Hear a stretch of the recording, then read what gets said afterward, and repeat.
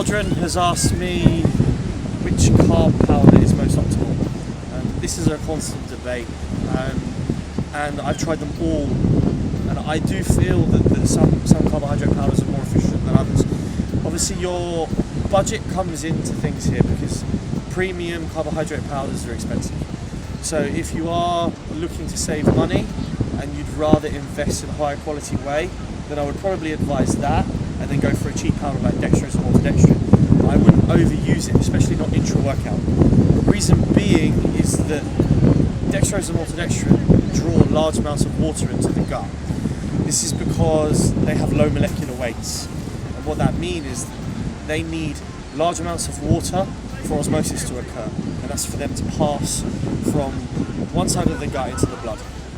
So if you're thinking whilst you're training and your body's constantly pulling water into the gut, this is not efficient, because then large amounts of blood is going to need to be shunted in sync with this. And as soon as you're pulling blood from the working muscle, you're not going to be able to train as efficiently.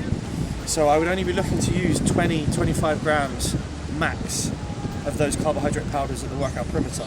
Now if you are looking to use higher dosages of carbohydrate powders at your intra-workout shakes, then I'd be looking to the more premium brands, which is Vitargo or cyclic dextrin.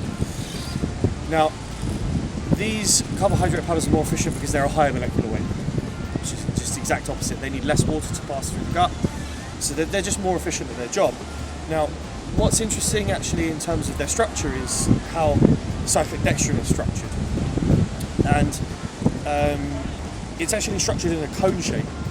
And what that means is then that whatever you add to it in terms of your protein is then pulled in the cone through the gut. So then this makes cyclic dextrin in terms of absorption by far the most efficient. In terms of insulin response to the carbohydrate powders, there really isn't that much in it, and actually I find dextrose to be extremely insulinogenic. So if you're looking from a perspective of what's going to spike my insulin levels the highest post-workout to shuttle nutrients into the muscle, then you can go for a cheaper powder, especially then you've already finished training, so you need not worry about excess water being pulled into the gut. And as I said, if you're looking for carbohydrate powders intra-workout in higher than 25 grams, I'd certainly go for Vitargo or cyclic dextrin.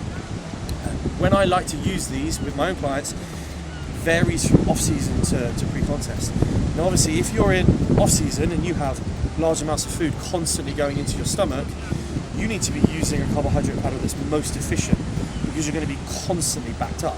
So again, this is where you're going to need Vitargo.